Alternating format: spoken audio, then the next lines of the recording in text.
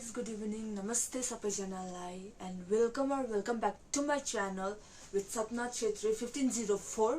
So आज चाहिँ मैले तपाईहरुको छेउमा एउटा सानो भिडियो लिएर आइराको छु र म चाहिँ आज घरमा आइराको छु. सो तपाईहरुले यो ब्याकग्राउन्ड देखेर त थाहै भयो होला हैन. र तपाईहरु मेरो भिडियो लास्टको भिडियोलाई यति साह्रो माया दिनु भएकोमा धेरै धेरै धन्यवाद. र आज यो जुन चाहिँ भिडियो अपलोड गर्नु गइराको छु सो त्यसलाई पनि उति नै माया दिनु जति मेरो प्रिभियस भिडियोमा दिनु भएको थियो.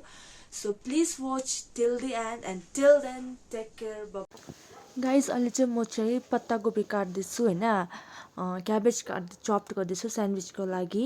र हेर्नुहोस् न यो जुन चाहिँ मैले यो नाइफ युज गर्दैछु त्यो चाहिँ अलिकति मतलब बोदो रहेछ हैन. सो त्यही भएर मलाई काट्नु चाहिँ अलिकति धेरै नै साह्रो परिरहेको छ र तर पनि मैले जस्तो तसो गरेर सानो चप गर्नु ट्राई गर्दैछु हैन. र चप पनि गरिसक्नु आँटेको थिएँ मैले. र अहिले चाहिँ मैले टमेटो पनि स्लाइस गर्दैछु हैन सानो सानो पतला पतला फर स्यान्डविच. अनि खेरि यो चप गरिसकेर मैले फेरि अनियन पनि यसरी नै चप गरेर राखेँ. अन्तखेरि फेरि पनि अनियन त अलिकति बेसी नै चाहिन्छ हैन स्यान्डविचमा. मलाई चाहिँ अलिकति बेसी भएकै मनपर्छ. र मैले त्यो सबै अनियनहरू पनि चप गरिसकेँ हैन. अन्तखेरि चाहिँ यसमा चाहिँ फेरि म चाहिँ अब उयो हाल्नेछु के भन्छ क्याप्सिकम हाल्नेछु हैन. र क्याप्सिकम त्यसरी नै पतला पतला गरेर मैले त्यसलाई पनि चप्ड गरेँ.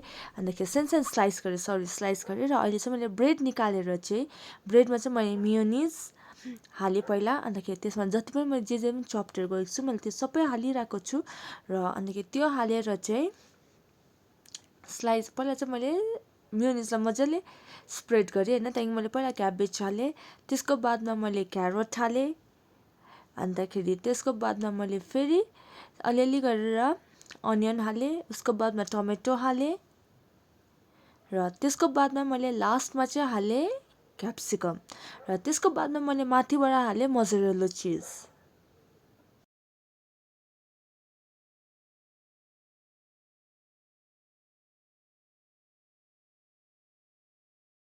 र त्यसको माथिबाट मैले फेरि पनि मियोनिज हाल्दै थिएँ हैन. र अब फेरि त्यसको माथिबाट अब चाहिँ म हाल्नेछु चिज.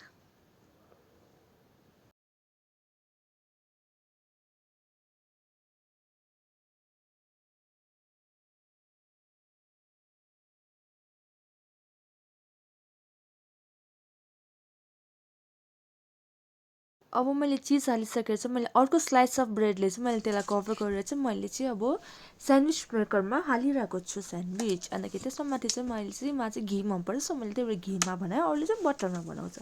र यसलाई चाहिँ अब जबसम्म रेड लाइट जल्दैन तबसम्म हामीले त्यसलाई पकाइरहनुपर्छ. र अहिले चाहिँ मैले स्यान्डविच मेरो रेडी भइसक्यो. सो हेर्नुहोस् होला मेरो स्यान्डविच कस्तो भयो.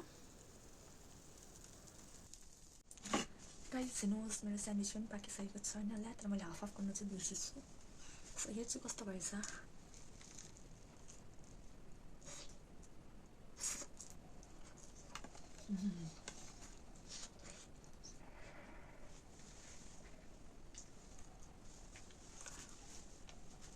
मेरो बाबा मिठो भएछ. म बहिनीको पनि रियाक्सन देखाउने छु हैन. हाई गाइस, यो चाहिँ अघि दिदीले बनाउनु भएको स्यान्डविच हो. र अहिले म चाहिँ टेस्ट गरेर म चाहिँ यसलाई टेस्ट गरेर भन्दैछु कस्तो भयो भनेर.